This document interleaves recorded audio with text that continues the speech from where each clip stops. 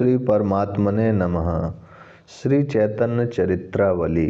अध्याय महाप्रभु वल्लभाचार्य।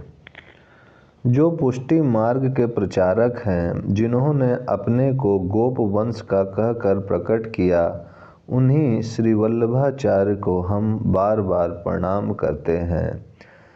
हम पहले ही बता चुके हैं कि पुष्टि मार्गीय संप्रदाय के प्रवर्तक भगवान श्री वल्लभाचार्य महाप्रभु चैतन्य देव के समकालीन ही थे। इन दोनों महापुरुषों के जीवन में बहुत अधिक साम्य है। दोनों ही भगवान के अनन्य भक्त थे, दोनों ही लोक शिक्षक आचार्य थे, दोनों ही भक्ति मार्ग के प्रवर्तक थे और दोनों ही अपने अपने संप्रदायों में भगवान के अवतार माने जाते हैं। दोनों ही महाप्रभु कहलाते थे। दोनों का ही जन्म केवल 6 वर्ष के आगे पीछे हुआ। भगवान वल्लभाचार्य महाप्रभु चैतन्य देव से 6 वर्ष पूर्व ही इस अवनी पर अवतरित हुए और 2-2.5 वर्ष पहले इस संसार से तिरोभाव को प्राप्त हुए। दोनों के ही जीवन में त्याग, वैराग्य और प्रेम के भाव पूर्ण रीत्या विकसित हुए थे। दोनों ने ही अपने प्रचंड प्रेम के प्रभाव से प्रेमामृत रूपी भक्ति रस से पृथ्वी को प्रज्वलित बना दिया। दोनों ही नम्र थे, दोनों ही रसिक थे, दोनों ही गुणग्राही, शांत, अदोषदर्शी और प्रेमोपासक थे। इन दोनों महापुरुषों का 2 बार परस्पर में समागम भी हुआ था।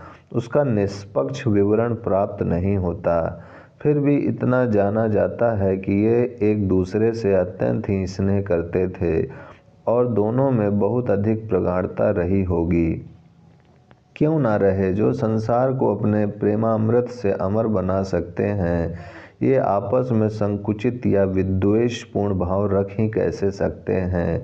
इसीलिए प्रसंगवश यहाँ बहुत ही संक्षेप में भगवान वल्लभाचार्य का परिचय करा देना आवश्यक प्रतीत होता है, जिसके जीवन में त्याग, वैराग्य और प्रेम रूपी चैतन्यता है। वही चैतन्य चरित्रावली का पात्र है। इसीलिए श्री वल्लभाचार्य का चरित्र यहाँ अप्रासंगिक न होगा और उनके चारु चरित्र से पाठकों को शांति तथा आनंद की ही प्राप्ति होगी।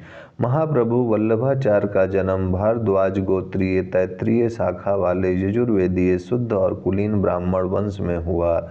इनके पूर्वज भट्ट उपाधिधारी दक्षिणी ब्राह्मण थे।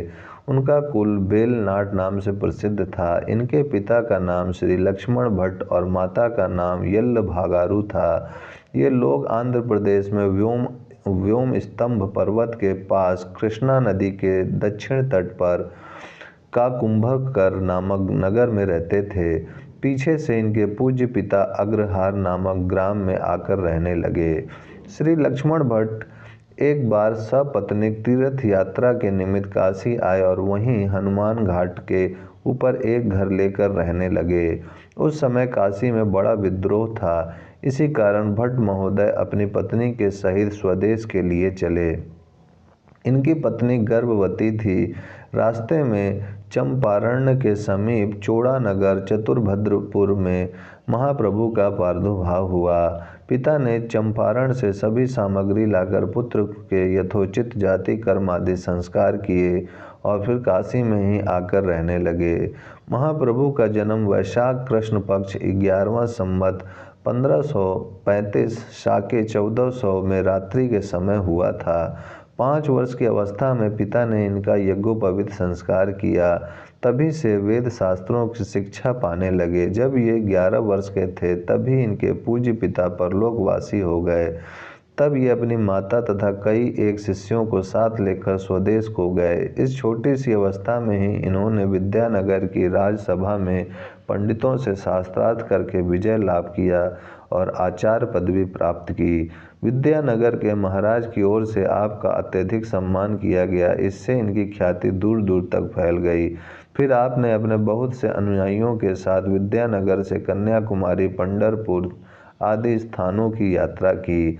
पंढरपुर से आप नासिक, त्र्यंबकम, नर्मदा तट, ओंकारेश्वर, महिष्मति, उज्जैन, सिद्धवट, जैगपुर, दतिया, ग्वालियर, धौलपुर आदि स्थानों में अपने प्रतिपक्षियों को परास्त करते हुए और राजसभाओं में सम्मान प्राप्त करते हुए मथुरा होकर गोकुल पधारे।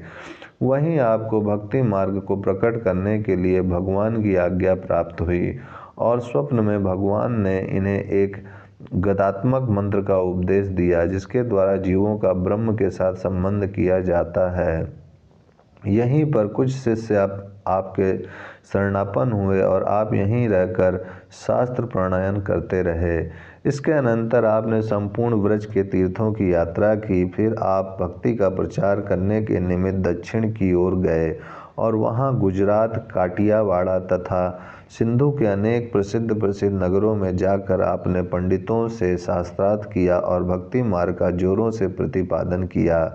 वहाँ इनके पांडित्य की सर्वत्र ख्याति हो गई और हजारों सुनार, भाटिया तथा धनी मानी पुरुष इनके शिष्य हो गए। भेंट पूजा भी यथेष्ट आने लगी और गुजरात तथा काठियावाड़ के भावुक लोगों ने इनका बड़े ही भारी सत्कार किया। दक्षिण की यात्रा समाप्त करके आपने उत्तर और पूर्व दिशा के तीर्थों की यात्रा की। कुरुक्षेत्र, हरिद्वार, ऋषिकेश, टिहरी, गंगोत्री, केदारनाथ, बद्रीनाथ आदि उत्तर के तीर्थों में होते हुए फिर लौटकर हरिद्वार आ गए और आप नैमिषारण्य आदि तीर्थों में दर्शन करते हुए जगन्नाथ जी के दर्शनों के लिए गए। जगन्नाथ जी से दक्षिण के पथ से महेंद्र गिरी पर्वत पर परशुराम जी के दर्शन करते हुए फिर आपने ग्राम अग्रहार में आ गए।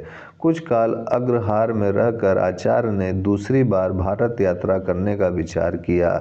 इसीलिए आप मंगलप्रस्थ, विद्यानगर, लोहगढ़ होते हुए पंढरपुर आए। पंढरपुर में आकर इन्होंने भगवान विट्ठलनाथ जी के दर्शन किए। अब तक ये दंड, मेखला, जटा, कृष्णांजनी आदि सभी ब्रह्मचारियों के चिन्हों को धारण करते थे और ब्रह्मचारी वेश में रहते थे। यहीं पर भगवान ने इन्हें विवाह करने की आज्ञा दी। इन्होंने भगवान की आज्ञा को सिरोधार कर लिया। यहाँ से फिर आप गुजरात, काठियावाड़ की यात्रा करते हुए और अपने शिष्य सेवकों को भक्ति मार्ग का उपदेश करते हुए पुष्कर होते हुए ब्रज में पधारे। गोवर्धन में गोवर्धन नाथ जी, गोपाल जी का प्राकट्य हुआ था। वहाँ उनकी सेवा पूजा में इन्होंने योग दिया और श्री मनमाधवेंद्र पुरी जी को ही वहाँ की सेवा का संपूर्ण भार सौंपा। श्रीनाथ जी की प्रेरणा से ठाकुर पूरण मलेन 1556 में श्री गोवर्धन नाथ जी का मंदिर बनवाना आरंभ किया।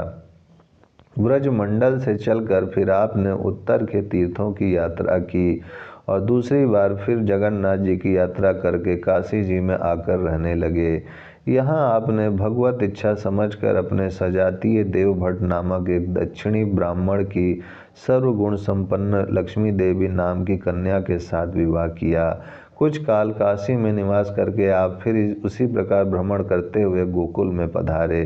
तीसरी बार फिर आपने गुजरात, काठियावाड़ आदि देशों में भ्रमण किया और बद्री नारायण के तीसरी बार दर्शन करके गोकुल में आ गए। गोकुल से यमुना जी के किनारे किनारे आगरा होते हुए आप प्रयागराज पहुँचे और संगम के उस अपार यमुना जी के तट पर अरैल नामक ग्राम में घर बनाकर रहने लगे। थोड़े दिन अरैल में निवास करके आप काशी पधारे और वहाँ से आप चरणाद्रि चुनार में जाकर कुछ काल रहे। आचार्य के पास अब द्रव्य की कमी नहीं रहती थी। हजारों धनी मानी सेठ साहूकार इनके शिष्य हो गए।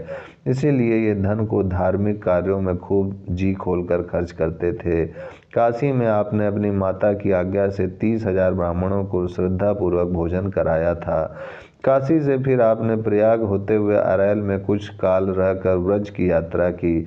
इसी यात्रा में आगरा के समीप गौ घाट पर इनकी सूरदास जी से भेंट हुई और वहीं वे इनके शरणापन्न हुए। सूरदास जी को साथ लेकर आप गोवर्धन पधारे और वहाँ गोवर्धन नाथ जी के नए मंदिर की प्रतिष्ठा कराई। उसमें बड़े बड़े विद्वान और साधु महात्मा एकत्रित हुए थे। वहाँ से फिर आप अरैल में ही आकर रहने लगे और वहीं इनके प्रथम पुत्र श्री गोपीनाथ जी का जन्म हुआ। तभी आपने प्रयाग में अपने एक शिष्य पुरुषोत्तम दास को ज्योतिष्टोम यज्ञ करने की आज्ञा की, जो बड़ी धूमधाम के साथ निर्विघ्न समाप्त हो गया। इसके अनंतर आप चुनार के राजा की प्रार्थना से वहां जाकर रहने लगे। वहीं इनके द्वितीय पुत्र श्री विट्ठलनाथ जी महाराज का जन्म हुआ। अंत में आपने काशी में भागवत की रीति से संन्यास धारण किया। घर बार छोड़कर और शिखा सूत्र दंड कमंडलू के सहित कासाय वस्त्र पहनकर ये भिक्षा के ऊपर निर्वाह करने लगे। उस समय इनका वैराग्य अपूर्व था। इतनी भारी संपत्ति, इतनी अधिक प्रतिष्ठा, स्त्री बच्चे तथा शिष्य सेवकों से एकदम पृथक होकर आप निरंतर भगवत अर्चा पूजा आदि और नाम संकीर्तन में ही लगे रहते थे। इस प्रकार अपने परम त्याग में जीवन के द्वारा अपने शिष्य प्रशिष्य तथा वंशजों के लिए त्याग का आदर्श बताते हुए संवत 1587 के आषाढ़ मास की शुक्ल तृतीया के दिन आप इस असार संसार से विदा होकर वैकुंठवासी बन गए। महाप्रभु वल्लभाचार्य विशेषकर गोकुल, अरैल, चुनार और काशी में ही रहते थे। इन चारों ही स्थानों में इनकी बैठकें अभी तक बनी हुई हैं और वे महाप्रभु की बैठक के नाम से प्रसिद्ध हैं। इनके वंशज गोकुलिया गोसाई कहे जाते हैं। भारतवर्ष में इसी संप्रदाय के आचार्य सबसे अधिक धनी और वैभवशाली बताए जाते हैं। बड़े बड़े महाजन, धनी सेठ, स्कूल के सेवक तथा शिष्य हैं। आचार्य के द्वितीय पुत्र श्री विट्ठल नाथ जी महाराज को इस संप्रदाय के लोग साक्षात श्री कृष्ण का अवतार मानते हैं। उन्होंने इस संप्रदाय का खूब प्रचार किया। ये बड़े ही तेजस्वी, कर्मपरायण तथा धर्म में आस्था रखने वाले आचार्य थे। इनके गिरिधर लाल जी, गोविंद लाल जी, बालकृष्ण जी, गोकुलेश जी, रघुनाथ जी और यदुनाथ जी और घनश्याम लाल जी, ये 7 पुत्र हुए। इनकी 7 गद्दियाँ अभी तक विद्यमान हैं। पीछे इनके वंशज बहुत बढ़ गए जो बम्बई, काशी, मथुरा, गोकुल, नाथद्वार आदि भिन्न भिन्न स्थानों में अभी तक विद्यमान हैं। इनके शिष्य सेवक गोस्वामी बालकों को अभी तक भगवत बुद्धि से मानते तथा पूजते हैं। वल्लभ संप्रदाय विशेषकर खंडन परक संप्रदाय नहीं है। दार्शनिक सिद्धांतों की बात छोड़कर इस संप्रदाय में जहाँ तक हमें मालूम है किसी संप्रदाय की पूजा पद्धति का खंडन नहीं किया गया है। वल्लभ संप्रदाय में वैदिक कर्मों का अन्य संप्रदायों की तरह खंडन नहीं है, किंतु उसमें श्री कृष्ण सेवकों की ही प्रधानता दी गई है। ब्रह्म संबंध संस्कार इनके यहाँ मुख्य माना जाता है। गुरु शिष्य के कान में मंत्र देता है। उस मंत्र का तात्पर्य यह है, हमारे रक्षक श्री कृष्ण हैं, उनसे हमारा हजारों वर्षों से वियोग हुआ है। इसी कारण त्रिविध तापों के वशीभूत होकर हमारा संपूर्ण आनंद तिरोहित हो गया है। ऐसी स्थिति वाला मैं श्री गोपी जन वल्लभ भगवान श्री कृष्ण के निमित्त देह, इंद्रिय, प्राण, अंतःकरण और अंतःकरण के धर्म, स्त्री, गृह, पुत्र, कुटुंब, वित्त और आत्मा सबको समर्पण करता हूँ। हे कृष्ण, मैं आपका दास हूँ। इस मंत्र से जीवात्मा का ब्रह्म के साथ संबंध होना मानते हैं। ब्रह्म संबंध हो जाने पर कोई भी स्त्री पुरुष भगवान को बिना अर्पण किए ना तो अंजल ग्रहण कर सकता है और ना वस्त्र, आभूषण, वाहन, धन, स्त्री आदि का उपभोग कर सकता है। सबको कृष्ण अर्पण पूर्वक भगवत प्रसादी समझकर उपभोग करो, यही इसका तात्पर्य है। कितना ऊंचा भाव है। वास्तव में पुरुष इस धर्म का सच्चे हृदय से पालन कर सके तो उसका घर में रहते हुए भी कल्याण हो सकता है। भगवान वल्लभाचार्य ने अपने सिद्धांत को समझाने के लिए स्वयं अनेक ग्रंथ लिखे हैं तथा पूर्व मीमांसा, उत्तर मीमांसा और श्रीमद् भागवत पर सुंदर भाष्य लिखे हैं। श्रीमद् आचार्य चरणों ने अनेक ग्रंथों में बड़ी ही युक्ति के साथ भक्ति तत्व समझाया है। अपने सभी ग्रंथों का सार 5 श्लोकों में वर्णन किया है। ये 5 श्लोक ही उनके यथार्थ सिद्धांत को स्पष्ट करते हैं। इन 5 श्लोकों से पाठकों को पता चल जाएगा कि जो लोग पुष्टि संप्रदाय को प्रवृत्ति मार्ग बताते हैं और कहते हैं कि पुष्टि संप्रदाय में सर्व कर्म त्याग निषिद्ध बताया गया है, वह उनकी भारी भूल है। भगवान वल्लभाचार्य 2 मार्ग बताते हैं, एक निवृत्ति मार्ग, दूसरा प्रवृत्ति मार्ग। निवृत्ति मार्ग को वे सर्वश्रेष्ठ बताते हैं, किंतु निवृत्ति मार्ग के अधिकारी विरले ही होते हैं। इसीलिए जब कोई उसका अनुसरण ना कर सके तो वह कृष्ण अर्पण बुद्धि से अपने वर्ण आश्रम के अनुसार श्री कृष्ण प्रीति अर्थ ही कर्म करता रहे। ब्रह्मचारी से गृहस्थी होना, गृहस्थी से वानप्रस्थ और वानप्रस्थ से संन्यास धारण करना, इसी का नाम प्रवृत्ति मार्ग है। लोग भूल से सभी सन्यासियों को निवृत्ति मार्ग का ही समझ बैठते हैं। निवृत्ति मार्ग का सन्यासी तो वह है कि ज्ञान होते ही, चाहे वह कहीं भी कैसी भी दशा में हो, वहाँ से सर्वस्व त्याग करके और विधि निषेध की झंझटों को छोड़कर अवधूत परमहंस बन जाए। उसकी चेष्टा बालक की सी, जड़ की सी अथवा पागल की सी हो, क्रमशः ज्ञानपूर्वक एक के बाद एक आश्रम में प्रवेश करते हुए संन्यास धारण करना, यह प्रवृत्ति मार्ग है। भगवान वल्लभाचार्य ने इसी प्रवृत्ति मार्ग को अपने जीवन में प्रत्यक्ष दिखाकर लोगों को शिक्षा दी थी। वे निवृत्ति मार्ग की सर्वश्रेष्ठता को अस्वीकार नहीं करते, किंतु उसके अधिकारी बहुत कम बताते हैं।